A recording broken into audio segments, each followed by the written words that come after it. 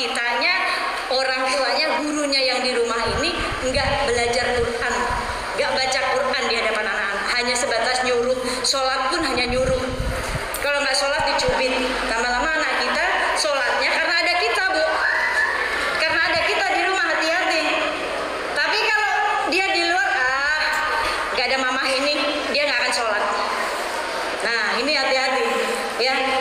Maka saat kita ngajak anak kita sholat di rumah, ya, bukan hanya sebatas nyuruh, tapi ngajak. Yuk nak, yuk, mamah nih pengen deh diimamin sama kamu. Gitu, Bu, buat anak-anak kita. Kita kalau udah punya anak yang udah remaja, punya dunianya sendiri, Bu, kali-kali gituin. Nah, mamah pengen deh diimamin sama kamu, yuk. Anak kita nggak akan nolak, Bu. Jangan hanya kita bentak, kita nyuruh, sholat, cepetan, sholat, udah mau isyak tuh, udah masuk maghrib tuh. Kalau nggak dengan mulut, komunikasinya dengan handphone, dengan WA. Kita di bawah, anak kita di atas, turun, sholat, udah maghrib.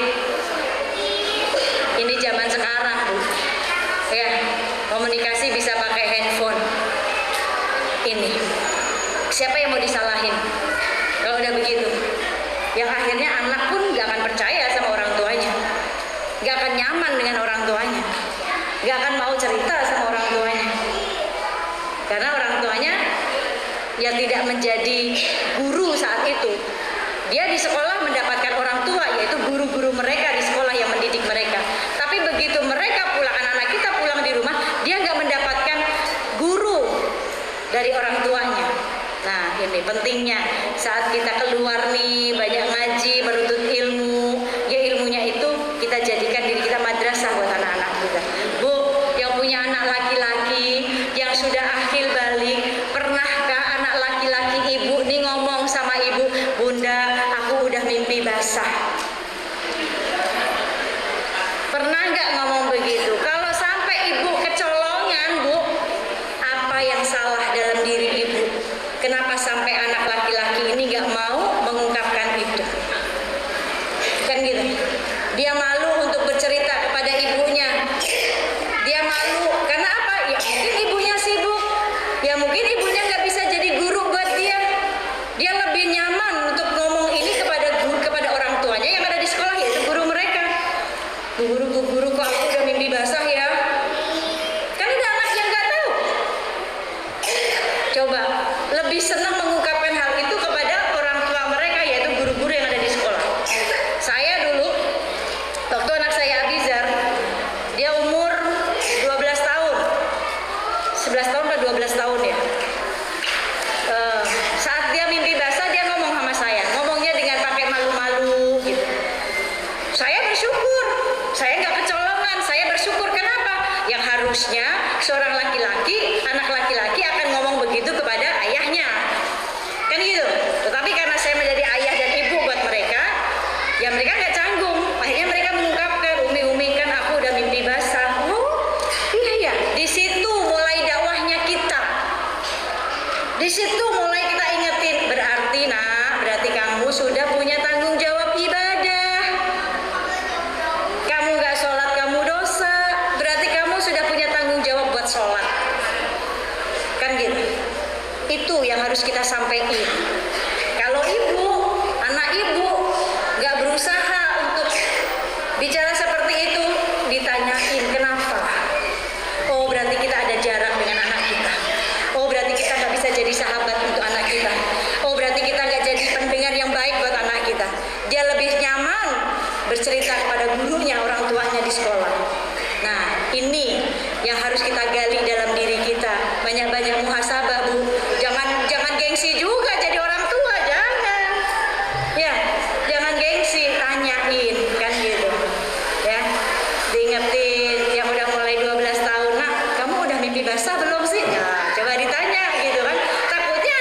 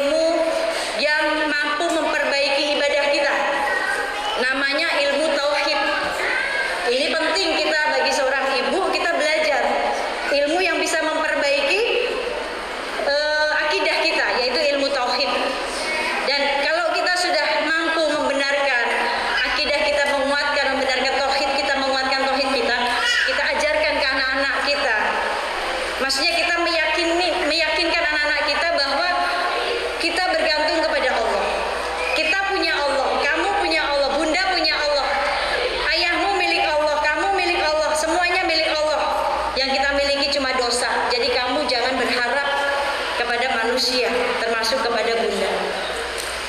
Kan gitu. Tapi berharap sama Allah yang memiliki bunda. Berharap kepada Allah yang memiliki ayah, yang menciptakan ayah kamu. Itu tauhid, kuatin anak-anak.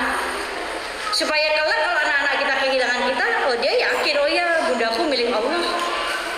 Bahkan kapanpun Allah mau ambil aku pun ya aku miliknya Allah, kan gitu. Itu ilmu tauhid yang menguatkan akidah kita, memperbaiki akidah kita. Lalu yang kedua yang wajib dipelajari buat diri kita, ya, ilmu yang memperbaiki ibadah kita, yaitu ilmu fikih. Nah, penting nih buat para wanita belajar fikih. Fikih itu mengatur segala urusan ibadah kita, sampai muamalah, warisan semuanya diatur, ya. Lagi perempuan, ya, bisa harus membedakan mana darah haid, mana darah nifas, mana darah istihadah. Itu semuanya harus bisa tahu di mana, bagaimana hukumnya masa idah ditinggal meninggal suami, sama masa idah bercerai hidup. Itu harus paham, harus tahu, kan gitu. Itu pentingnya belajar fikih. Nah, kalau saran saya, kalau ibu-ibu mau belajar fikih, cari gurunya yang perempuan supaya enak nanyanya, ya kan. Mau urusan haid, ya enak nanyanya sama yang perempuan, kan gitu. Diatur semuanya. Nah, itu namanya ilmu yang mampu memperbaiki ibadah kita, namanya ilmu fikih. Yang ketiga, ya, yang hukumnya wajib, ilmu tasawuf. Ilmu ini adalah ilmu yang membuat kita bisa mengenal Allah, melembutkan hati kita, ya. Ilmu yang mengajarkan kita mengenal Allah. Sarananya hati, Bu. Maka diajarin nih supaya hati kita nih lembut nih, kayak gimana nih, ya. Cara-caranya supaya kita sampai ke Allah diajarkan nih. Kalau kita cuma belajar fikihnya aja, ya, fikih itu kan kuat ya, Bu, ya, wajib, keras gitu. Ya harus dilembutkan dengan apa? Dengan ilmu tasawufnya, ya. Karena kalau kita hanya mempelajari ilmu fikih tanpa mempelajari ilmu tasawuf, kita disebut sebagai orang yang fasik.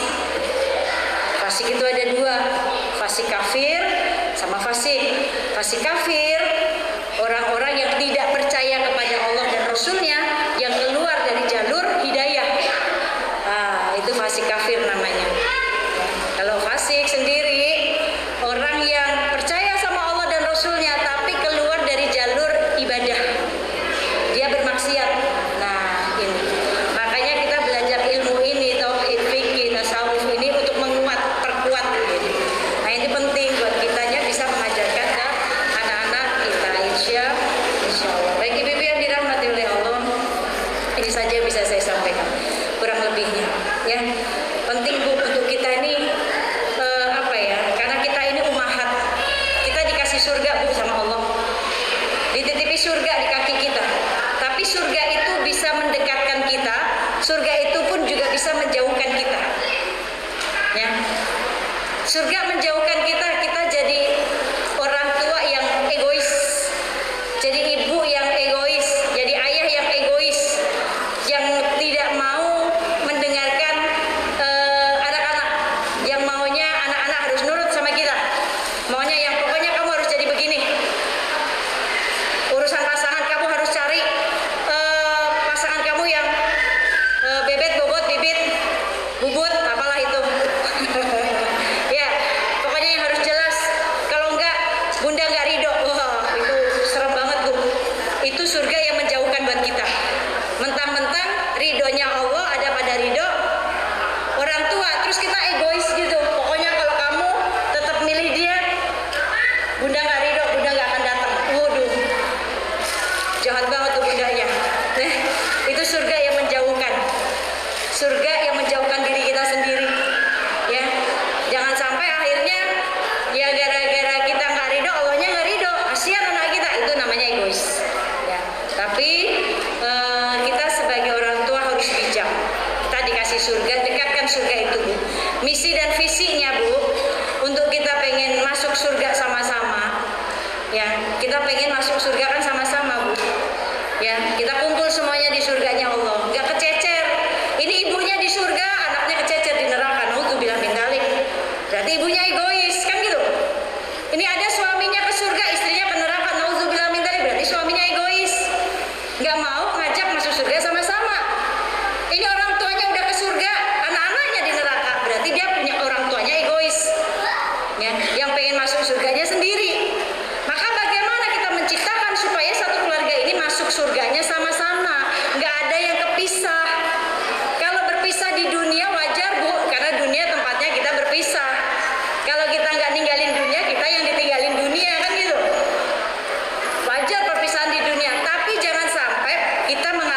perpisahan yang nggak wajar. Itu tadi, suami di surga, istri di neraka, pisah nggak wajar Bu. Jangan. Pengennya kan kita di surga sama-sama. Ya, atau istri di surga, suaminya di neraka, pisah. Sayang kan? Buat apa kita ngebina menikah tapi akhirnya kita berpisah di sana? Ya, satu di surga, satu di neraka. Nauzubillah min dzalik. Atau orang tuanya di surga, anak-anaknya di neraka, pisah yang gak wajar. Jangan sampai itu yang terjadi. Lalu bagaimana supaya perpisahan itu gak terjadi? Allah sudah kasih warning buat kita di surat At-Tahrim ayat 6. Surat At-Tahrim ayat 6. Itu misi dan visi supaya kita masuk surganya sama-sama. Suami, istri, anak, orang tua, semua. Satu rumah itu. At-Tahrim ayat 6. Sudah. Ya ayyuhalladzina amanu qu anfusakum wa ahlikum nar.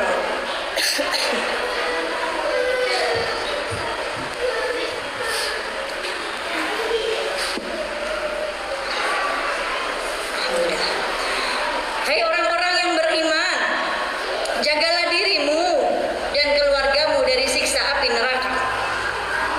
Ya. Ini Allah panggil kita, Allah panggil suami, Allah panggil istri yang beriman, Allah panggil suami yang beriman, Allah panggil anak yang beriman untuk menjaga dirinya.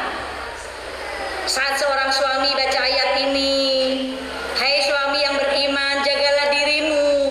Apa yang harus dijaga dari seorang suami? Habli minallahnya, perbaiki. Takut sama Allah, jangan takut sama istri. Tidak istri bawel, suaminya takut. Makanya Bu jangan bawel-bawel amat apa. Jangan galak-galak sama suami, jangan galak-galak. Ya, sedekah sama suami Bu. Ya. Sedekah sama suami apa tahu nggak Bu? Tahu nggak sedekah sama suami apa? Senyum. Senyum adalah sedekah. Jangan senyum-senyum sendiri di luar. Tapi senyumnya buat suami, sedekah. Kan gitu. Ya, senyum. Jangan cemberut terus. Ya, udah udah nggak enak dipandang. Padahal ya Rasulullah Shallallahu Alaihi Wasallam katakan wanita yang terbaik itu yang seperti apa ciri-cirinya, istri yang baik itu seperti apa ciri-cirinya di Al-Quran yang disebutkan, yang dipandang menyenangkan. Di saat suaminya memandangnya, menyenangkan hati suaminya, gak cemberut, ya, gak kayak zombie pucet dulu. Giliran keluar dandan semua, giliran depan suami udah kayak zombie pucet. Ya, lipstiknya bukan buat suami, buat di luar. Nah, ini yang dipandang menyenangkan mata suami. Yang kedua, yang tidak menyelisihi harta suami. Jangan dicecer mulu suaminya Bu. Kenapa sih ngasih ibu kamu? Kenapa aku enggak? Cemburu. Istri yang baik, ya, yang mensupport, justru yang mengingatkan suaminya. Mas, ibu kamu udah dikasih belum? Oh, itu suami bakalan cinta banget sama ibu. Ya, dia saat ngasih ibunya, dia akan kasih istrinya. Jangan ini ibunya mulu. Udah deh, pilih aku atau ibumu. Waduh. Ya, itu bukan pilihan Bu. Itu bikin pusing suami nanti. Karena bukan untuk dipilih. Ibunya dihormati, istrinya dimuliakan. Itu suami yang baik. Kan gitu. Ya, istri yang soleha, yang mensupport, ya, yang mendukung suaminya untuk berbuat baik kepada ibunya itu. Yang mentaati suaminya. Jikalau disuruh dalam hal kebaikan, bukan maksiat. Kalau suaminya masih sholat, ya ditaati. Selagi suaminya nggak maksiat, taat sama suami. Terkecuali suaminya maksiat, tidak ada ketaatan dalam kemaksiatan kata Rasul. Ya jangan ditaati. Suami ngajak ibu maksiat, ya jangan ditaati. Kan gitu. Suami nyuruh ibu buka jilbab, ya jangan ditaati. Kan gitu. Berarti kan suami lagi ngajak maksiat. Orang perintah menutup aurat wajib hukumnya. Nah ini. Maka saat seorang suami baca ayat ini, jagalah dirimu, taatnya dia kepada Allah. Habli minallahnya. Kalau dia takut sama Allah, si suami ini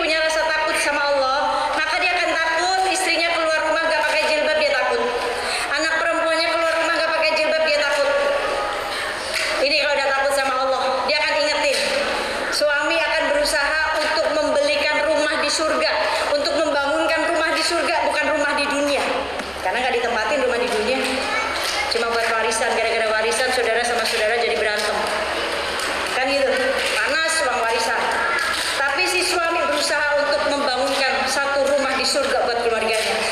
Istri baca ayat ini, hai istri yang beriman, jagalah dirimu, apa yang harus dijaga. Sama habli minallah, tauhidnya kuatin, perbaiki hubungan dengan Allah, perbaiki sholatnya, bangun tengah malam doain suaminya, sholat duhanya kencengin, doain suaminya saat keluar rumah, doain anak-anaknya. Mata kita nggak bisa mengawasi anak-anak kita 24 jam, serahin ke Allah. Ya Allah, Engkau sebaik-baiknya menjaga, ya Allah. Ibadah kita perbaiki. Kita punya senjata doa. Satu doanya wanita yang soleha, satu doanya istri yang soleha, sebanding dengan doanya 70 wali. Tuh, ya, masya Allah. Maka perbanyak kita doa, perbaiki hubungan kita ke Allah, maka kita akan mampu memperbaiki hubungan kita dengan anak-anak. Sama anak-anak juga gitu.